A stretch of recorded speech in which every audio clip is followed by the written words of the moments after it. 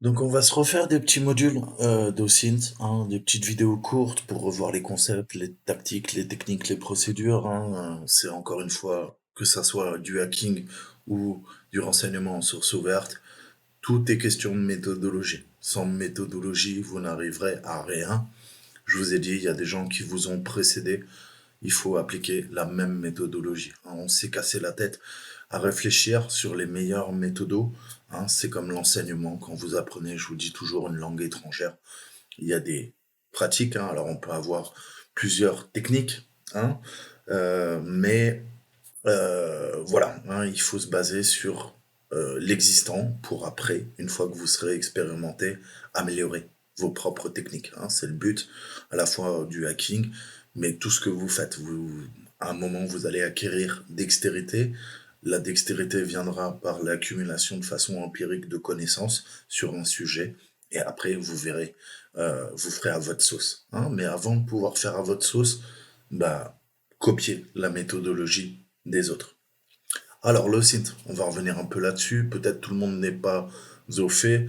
En ce moment, c'est extrêmement riche. On peut s'en servir dans les médias, sur Internet.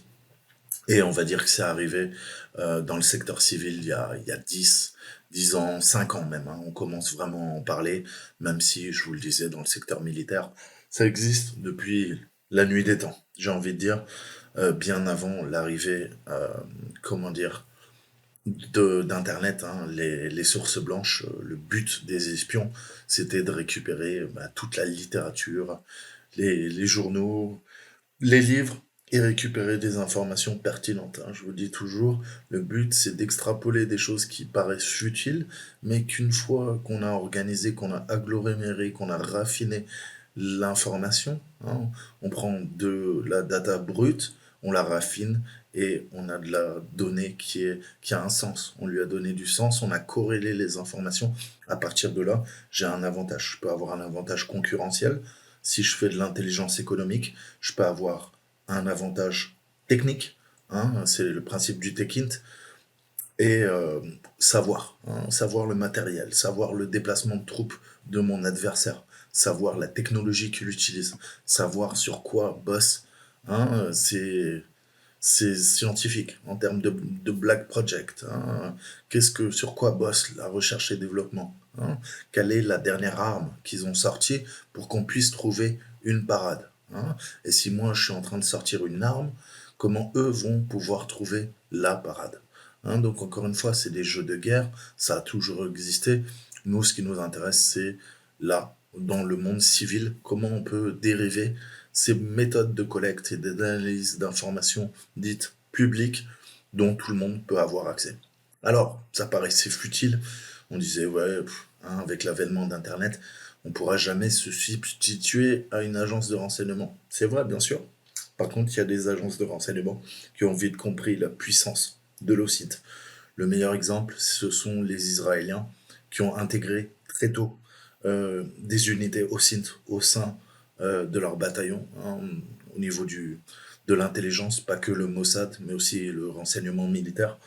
Et ils ont parmi les meilleurs analystes. Alors, ça va être un boulot d'analyste, hein, classique, collecte, analyse d'informations. C'est le principe du renseignement, même, j'ai envie de dire. Sauf que là, on va pas traiter le, comment dire, le facteur humain, hein, via l'intelligence humaine, mais via le réseau, le renseignement d'origine source ouverte. On va utiliser le techint, on va utiliser l'imint, on va utiliser le geoint. On a plein de techniques dont je vous avais déjà parlé.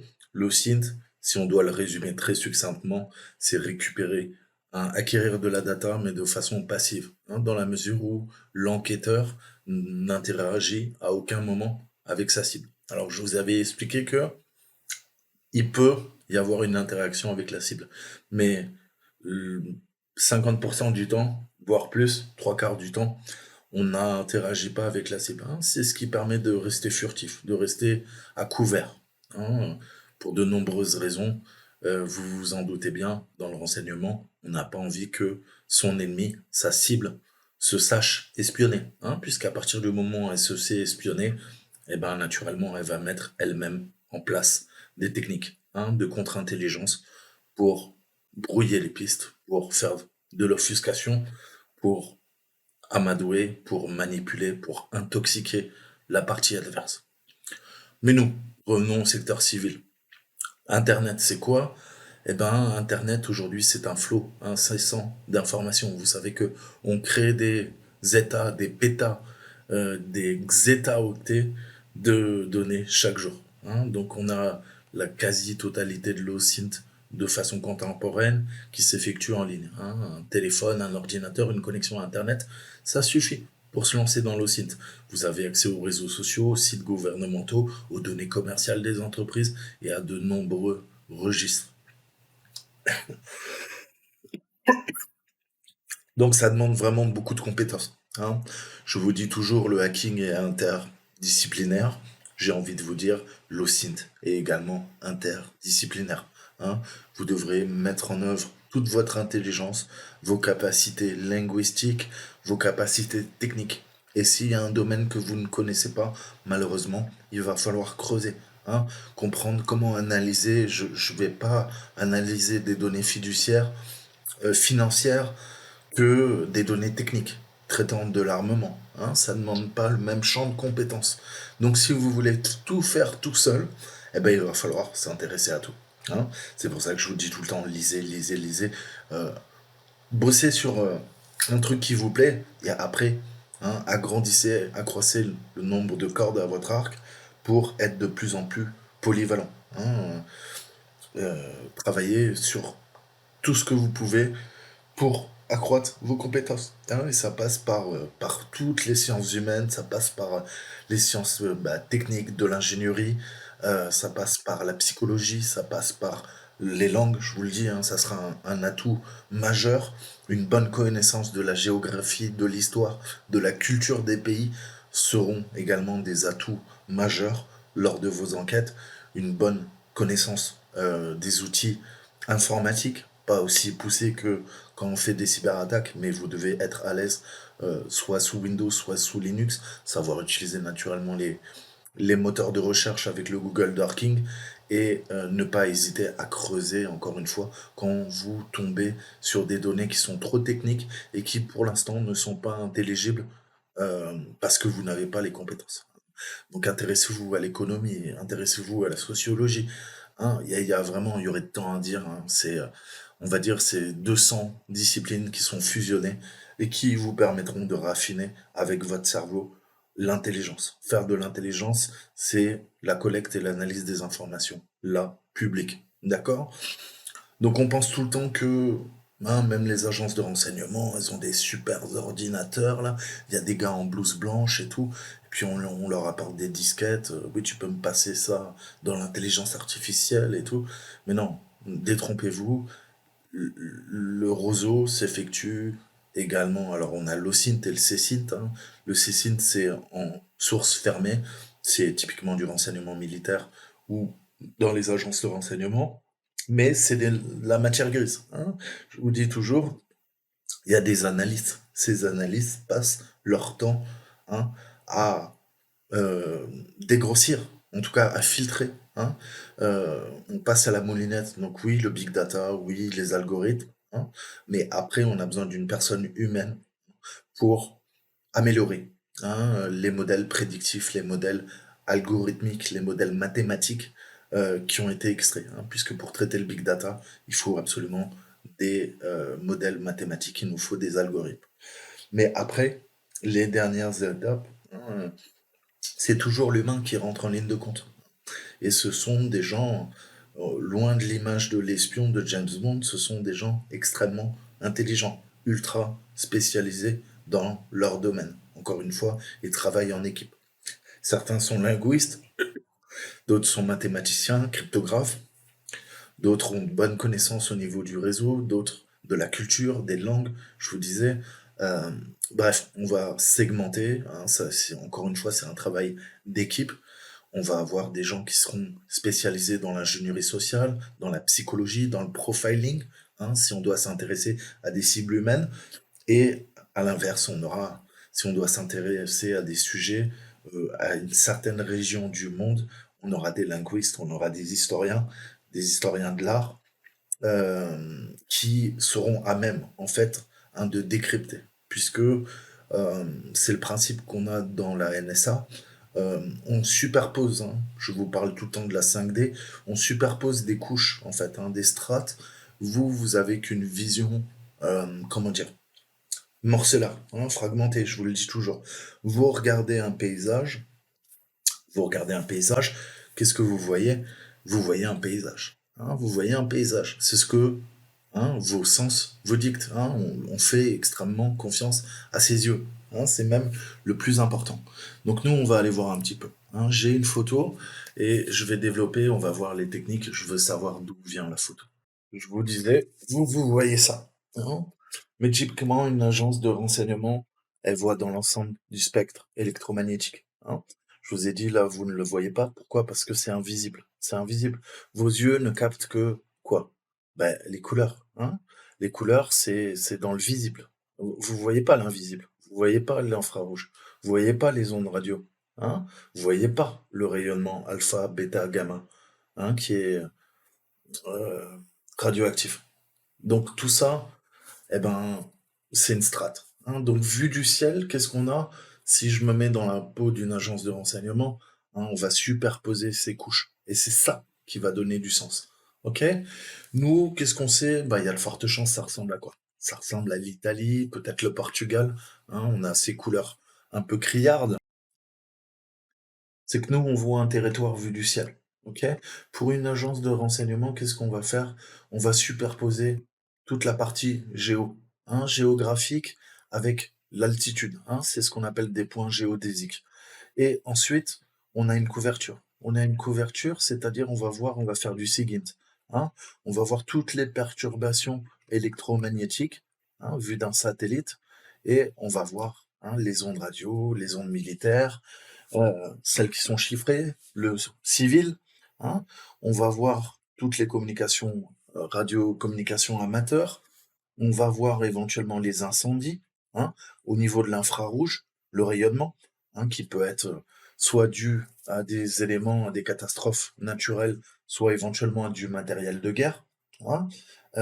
Donc voilà, on va superposer ces strates au niveau du renseignement, et c'est ce qui va nous permettre, en fait, d'avoir je vous parle tout le temps de millefeuille, de strates, et on a justement chaque couche a son importance. Donc on a la couche géologique, on a la couche urbaine, je vais voir les centres logistiques, je vais voir au niveau d'un territoire les différentes métropoles, les axes routiers, les axes ferroviaires. Vous devez faire de l'analyse spatiale.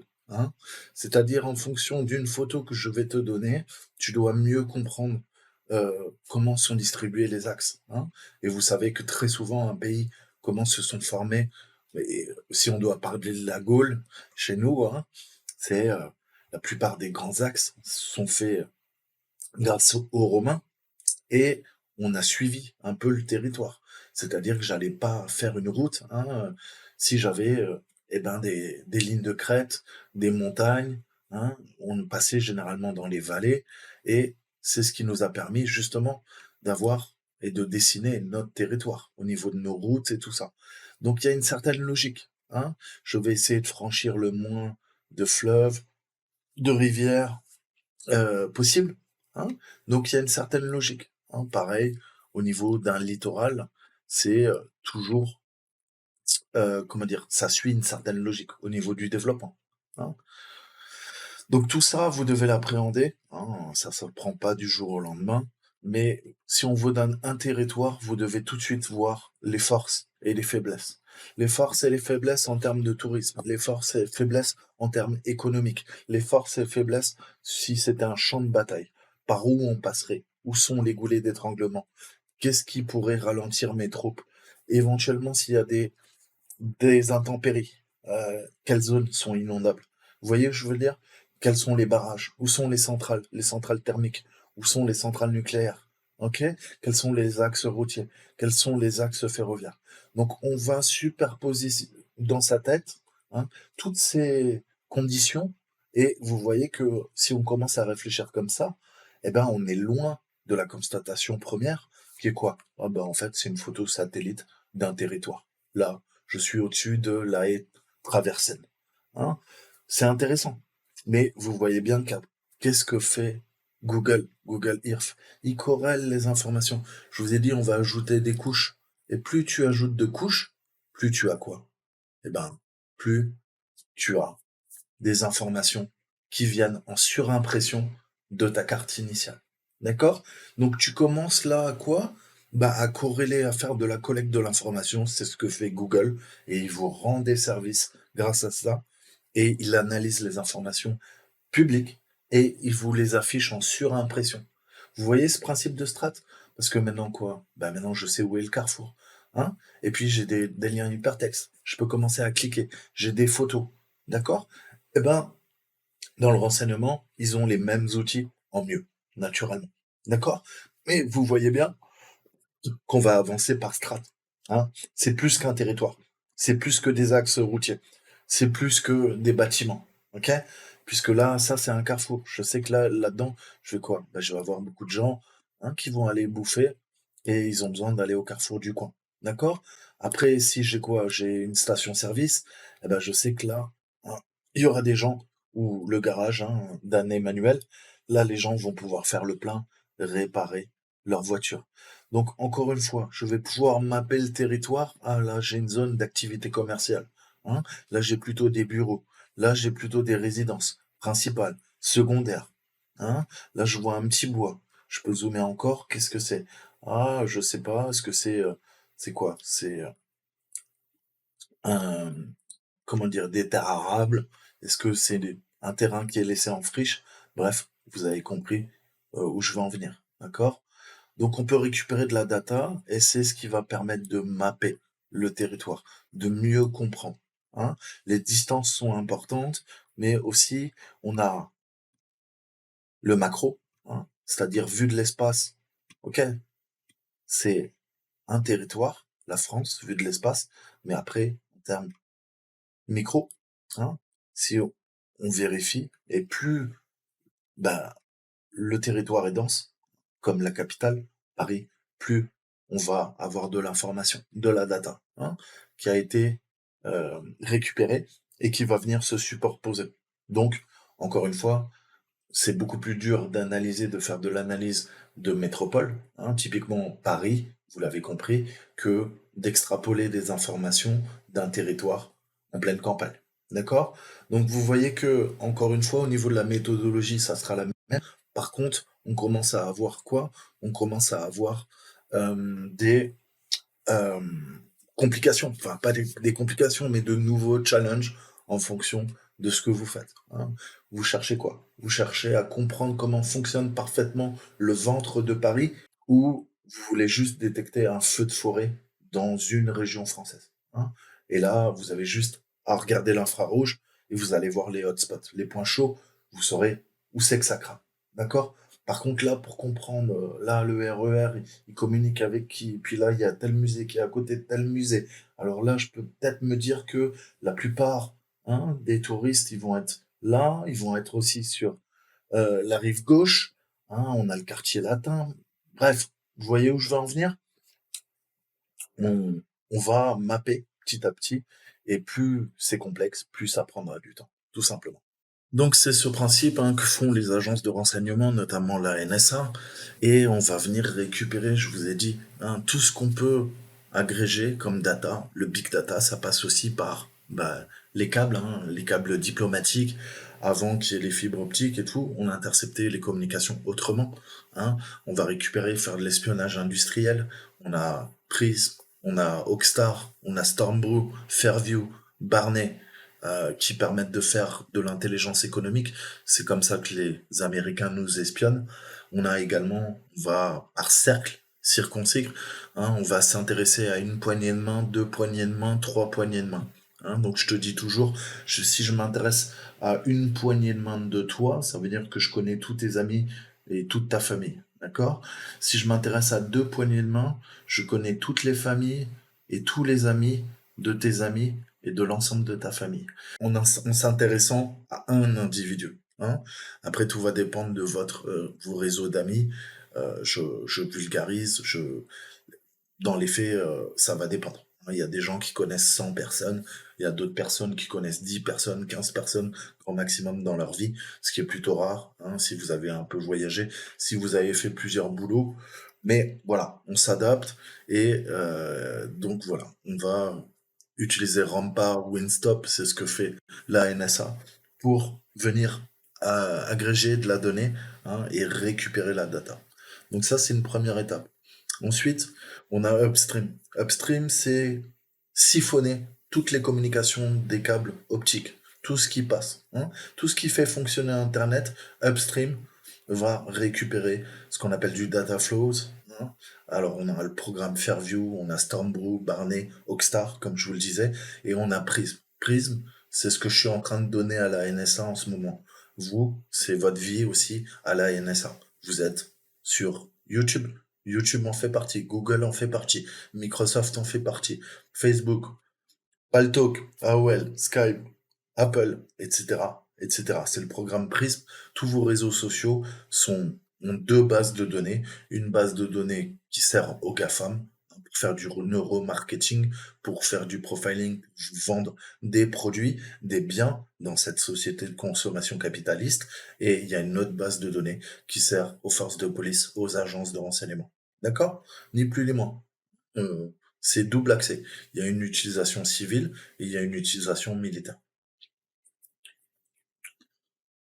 Ensuite,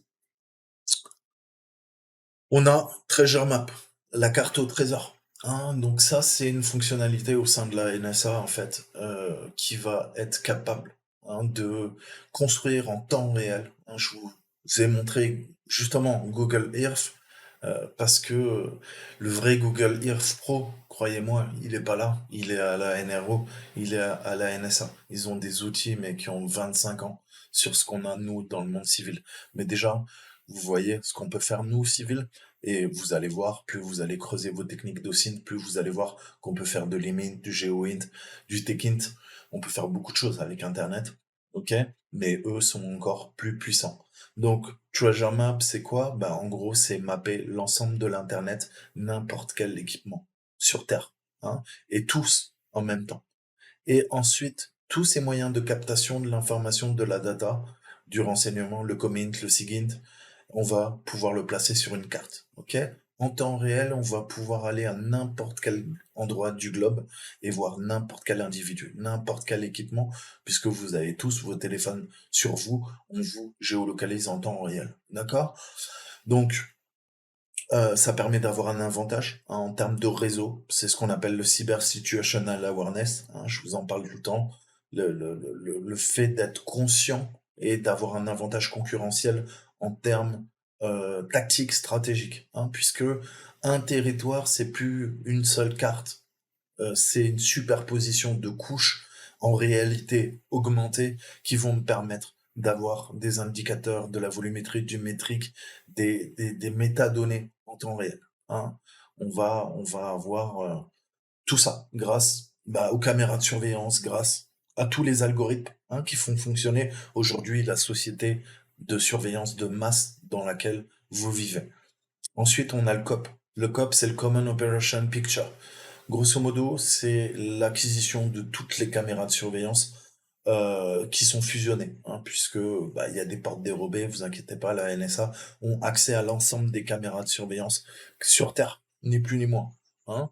Ensuite, on va exploiter, hein, tous les ordinateurs possibles.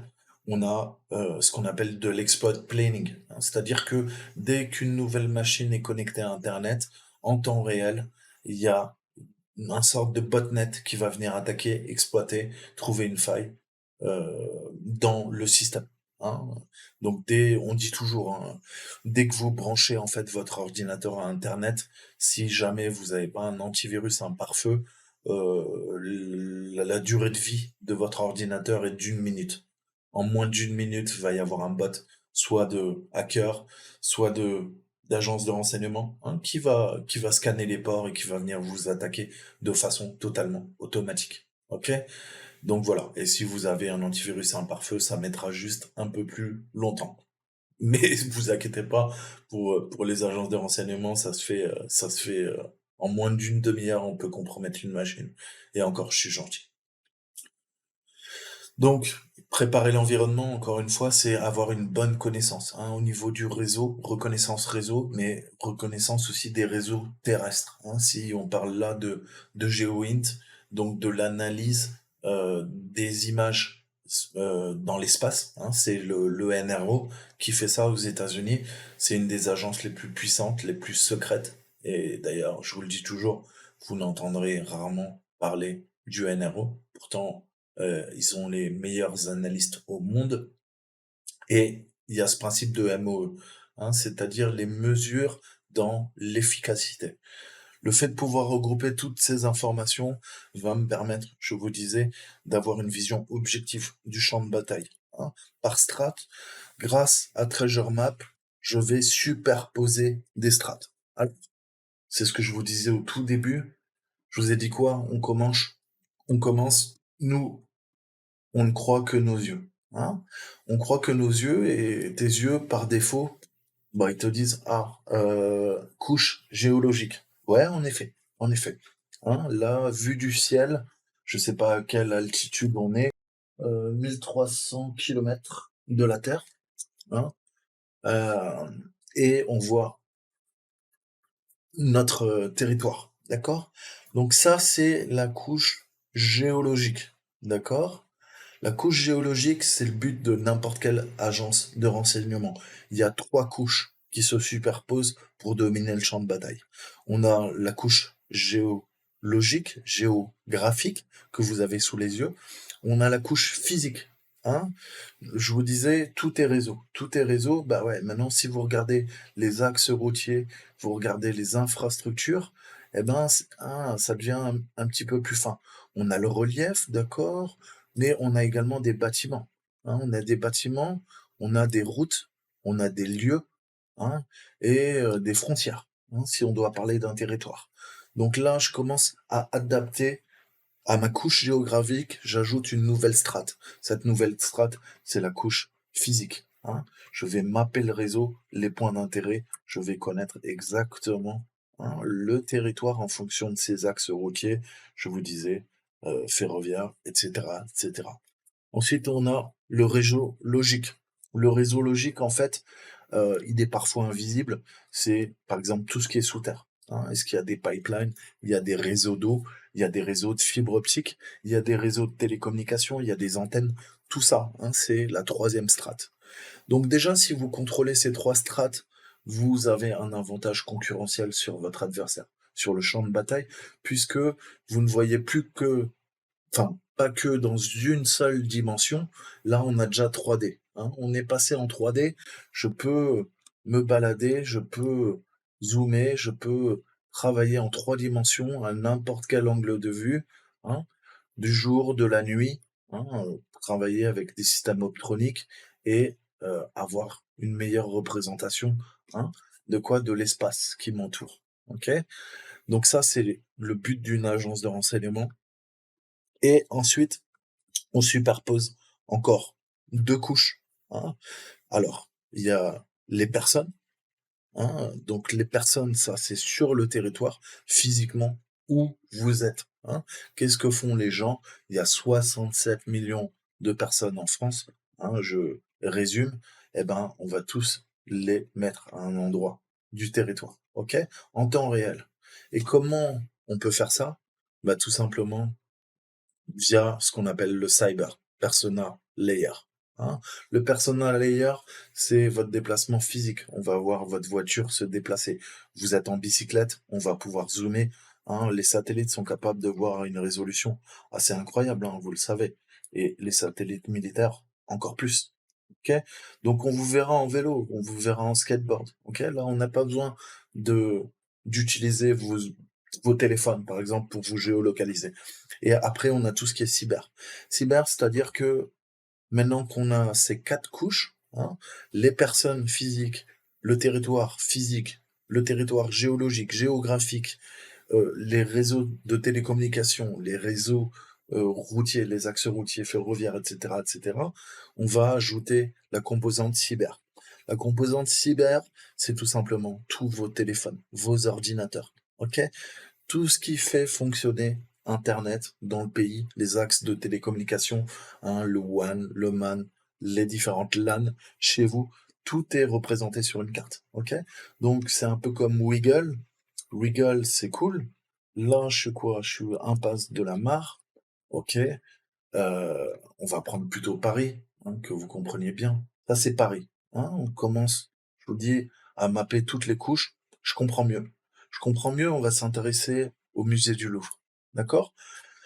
Donc là, à la limite, hein, avec les moyens optroniques, je peux voir le visible. Je vais voir le gens se déplacer, hein, aller voir la pyramide du Louvre, ensuite aller faire un petit tour au Carrousel, se balader dans les jardins du Carrousel du Louvre, etc., etc.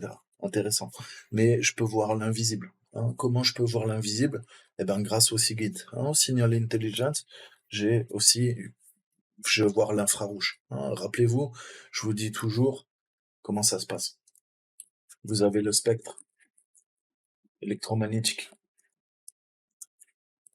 Et là, tout ce que je vous raconte, moi je travaille pas dans les agences de renseignement, hein. Ça, c'est de l'OSINT, hein. Ce que je vous fais là, les cours que je vous fais, c'est quoi? C'est moi des données que j'ai acquis, pardon, sur internet. J'ai lu des bouquins, j'ai passé des milliers d'heures, hein, à comprendre comment ça fonctionnait. Ça, c'est les bases de l'OSINT, déjà. OK? Je vous ai dit quoi? Vous devez rentrer dans la tête d'une personne pour mieux la comprendre. OK? Moi, j'ai voulu comprendre comment les agences fonctionnaient. Eh ben, je suis rentré dans leur tête. Je me suis dit, à leur place, qu'est-ce que je ferais? Qu'est-ce que je ferais? Bah, je ferais comme ça. Je sais pas si eux font comme ça, mais moi, je ferais comme ça. Donc, hein, tout est longueur d'onde, hein. Tout est particule, tout est longueur d'onde, hein, dans l'univers. Et en fonction, eh ben, vous voyez, de la longueur d'onde, eh ben, on est sur une bande, hein, différente. On a plein de bandes, hein, qu'on utilise en télécommunication et pas que. Et on a la partie visible, hein, et on a de l'invisible, hein.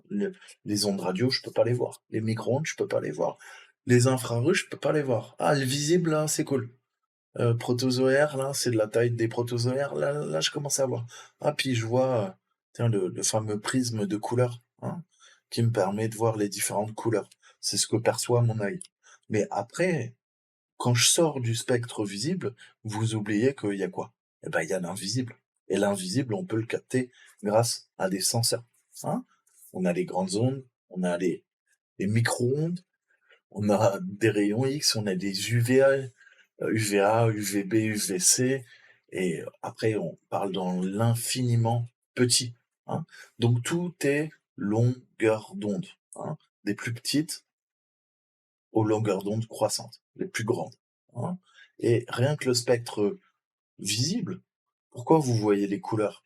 Parce que c'est juste une longueur d'onde qui est comprise dans différentes bandes, hein, au niveau de sa longueur d'onde en millimètres, enfin en nanomètres, pardon.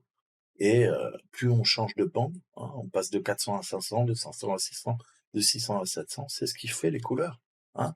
Votre œil perçoit ça. Mais vous oubliez qu'il y a l'invisible. Et le monde de l'invisible est beaucoup plus fascinant quand on s'intéresse à la physique, heu et au monde du renseignement que ce que vous voyez, le monde visible, hein. Le monde visible, finalement, c'est bien, mais il y a aussi tout le reste, hein.